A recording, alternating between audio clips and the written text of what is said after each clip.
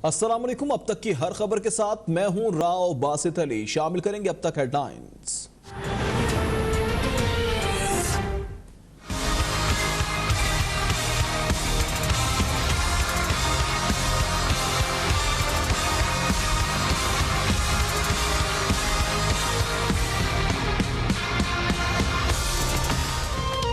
मुल्क भर में कोरोना केसेस में इजाफा। कोरोना से मजीद 25 अफराद जा बहक। 24 घंटों में 1737 नए मरीजों का इजाफा। मस्बत केसेस की शरह 3.6% रही। मुल्क में कोरोना की चौथी लहर आने के वाज़े आसार नजर आ रहे हैं। असद उमर ने खबरदार कर दिया, कहा इस हवाले से 2 हफ्ते पहले ही आगाह कर दिया था। SOPs पर अमल दरामद ना होने की सूरत में पाबंदियां लगाने का इंदिया दे दिया।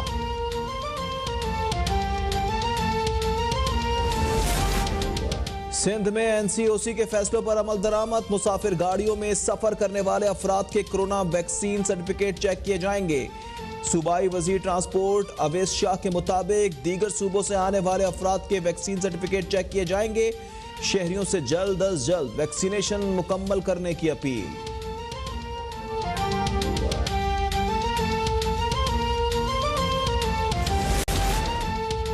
आज तक कोई भी अफगानिस्तान फतह नहीं कर सका। अगरचा तालिबान इस वक्त मजबूत तरीन पोजीशन पर हैं, लेकिन इन्हें अफगानिस्तान पर कब्जा करने नहीं देंगे।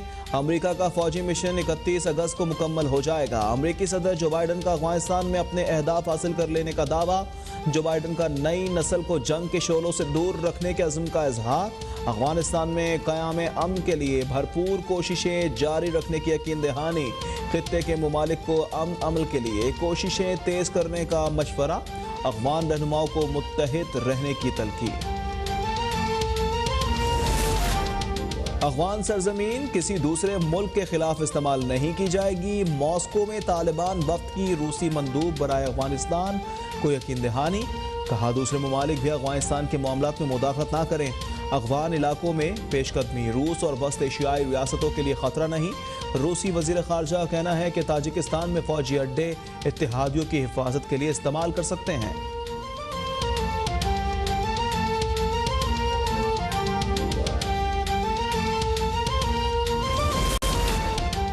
जौहर टाउन लाहौर की दहशतगर्दी में भारत ही मुलव्विस।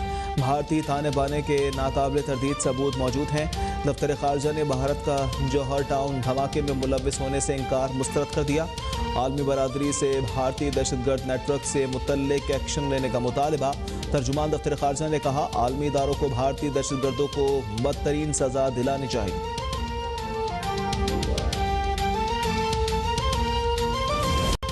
ADM का शिराजा बिखर चुका है। अपोजिशन इत्तेहाद अपने बोझ से खुद गिर चुका है। उस्मान बुजदार का बयान, कहते हैं PDM वाले एक दूसरे के दस्तों की रवा है।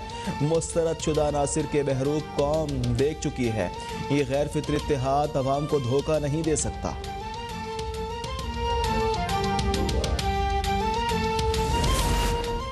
जाली राजकुमारी अपने चमचों समेत इमरान खान फोबिया में मुब्तला हैं। वजीर आजम इमरान खान सियासी बेरोजगारों के आसाब पर सवार हैं।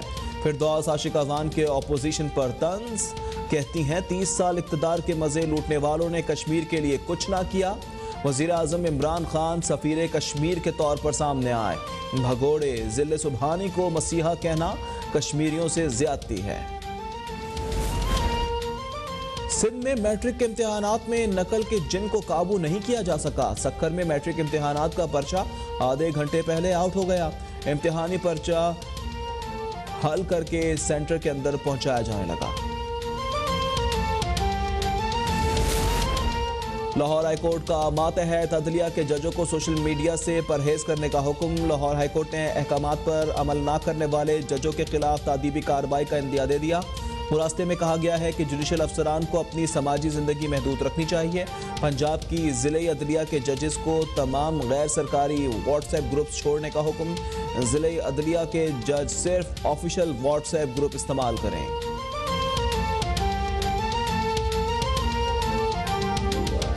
आगाज करते हैं और सबसे पहले आपको बताएंगे कि विफाकी वजीर और सरबरा एनसीओसी असद उमर ने चौथी लहर के पेश नजर शादी हॉल्स और रेस्टोरेंट बंद करने का इंदिया दे दिया है। विफाकी वजीर के ट्वीट के मुताबिक 2 हफ्ते पहले ही खबरदार कर दिया था कि मसनूई जहानत के जरिए कोरोना की चौथी लहर का जायजा ले रहे हैं। असद उमर का कहना है कि कोरोना की चौथी लहर के वाज़े इब्तदाई आसार नजर आ रहे हैं। वजह सिर्फ यह है कि SOPs पर अमल नहीं किया जा रहा। मुख्तलिफ इकसाम का फैलाव खुसूसन भारतीय इकसाम का वायरस भी अहम वजह है। इंडोर शादी हॉल्स, रेस्टोरेंट और जिम्स में कोरोना वैक्सीनेशन की शर्त को नजरअंदाज किया जा रहा है। मालिकान ने जिम्मेदारी का मुजाहरा ना किया तो ये सहूलतें बंद करना पड़ जाएंगी।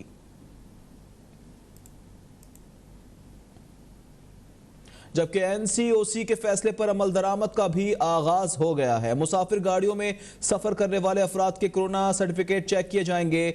वज़ीर ट्रांसपोर्ट सिंध अवैस शाह ने दीगर सूबों से सिंध आने वाले तमाम मुसाफिरों को कोरोना सर्टिफिकेट साथ लाने की हिदायत कर दी। वज़ीर ट्रांसपोर्ट ने ड्राइवर्स और कंडक्टर्स को भी कोरोना सर्टिफिकेट साथ रखने की हिदायत कर दी है। एनसीओसी के फैसले पर अमल दरामद का आगाज हो गया है।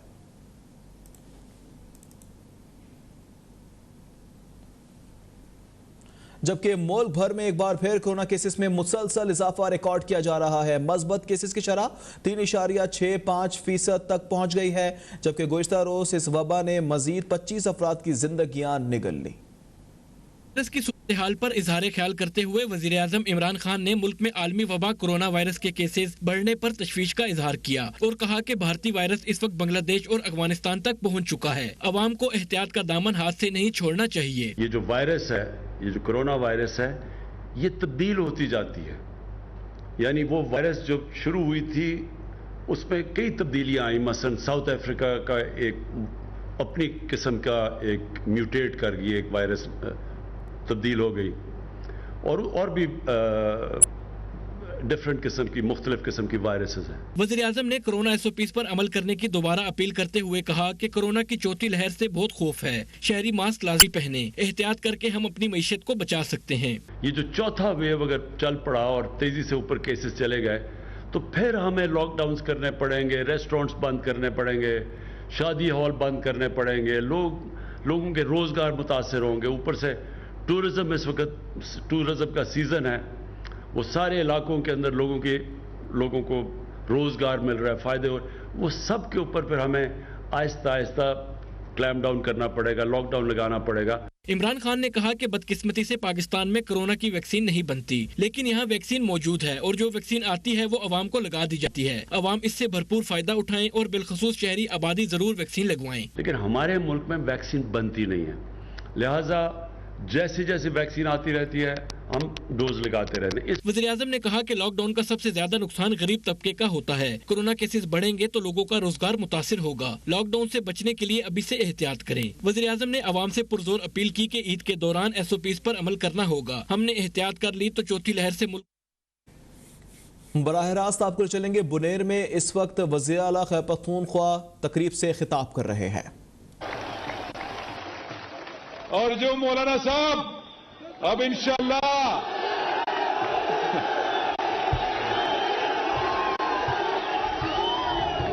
मौलाना साहब, आपको और आपकी पार्टी को शर्म आनी चाहिए कि मदरसे के छोटे छोटे बच्चों को निकाल के पेंडाल में बिठा दिया उनको, और रात की तारीकी में उनको 15 मिनट तकरीर करके वहां से तुम भाग गए हो। और उसके साथ अब इंशाअल्लाह मैं बन्नू और डीआई खान आऊंगा और मैं बताऊंगा कि पाकिस्तान तहरीक इंसाफ के वर्कर्स, इमरान खान के टाइगर्स आपके साथ डीआई खान और बन्नू में क्या करते हैं। उसके बाद वो शोबाज शरीफ आएगी। मैं उसको सुन रहा था,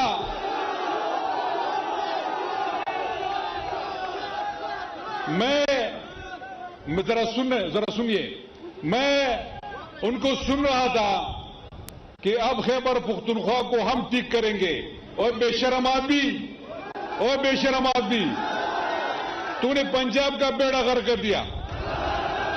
अब खैबर पख्तूनख्वा में जो पिछले 5 साल और अब अल्हम्दुलिल्लाह जो मेरे 3 साल, उसमें आपको वाज़ेह फर्क नजर आ रहा है कि नहीं आ रहा है?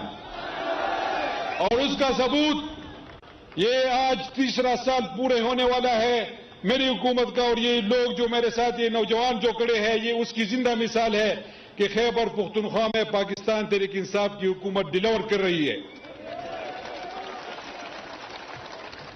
उसके बाद उसने, उस बेशरम आदमी ने जब स्वात और मलकन में ऑपरेशन हो रहा था तो उसने अटक को बंद किया था।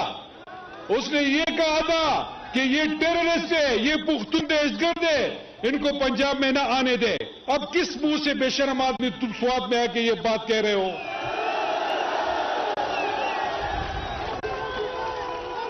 और उनके साथ